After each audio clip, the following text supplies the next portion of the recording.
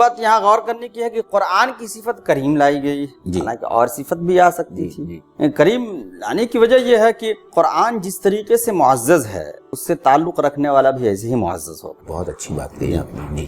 آپ اسی حدیث کو یاد کر لیجئے، خیرکم من تعلم القرآن وعلمہ۔ جی جی، اللہ کے رسول نے ایک سرٹیفکیٹ دے دیا کہ تم میں سے بہترین شخص وہ ہے جو قرآن مجید کی تعلیم حاصل کرے اور اس کا علم دوسرے لوگوں کو دے۔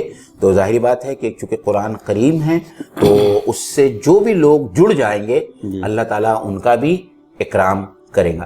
میں نے کہیں پڑھا تھا جو لوگ قرآن مجید کا حق ادا کرتے ہیں، قرآن مجید ایک خوبصورت شخص کی شکل میں جو ہے اس کی قبر میں آتا ہے اور اس سے روشنی ہوتی ہے۔ وہاں جو سوال اور جواب کا جو بہت ہی ڈراؤنا ماحول ہوتا ہے، اس ماحول میں قرآن مجید کے آنے کی وجہ سے وہ مرنے والا جو ہوتا ہے اس کا دل جو ہے اس کو ایک آرام کی کیفیت کا احساس ہوتا ہے۔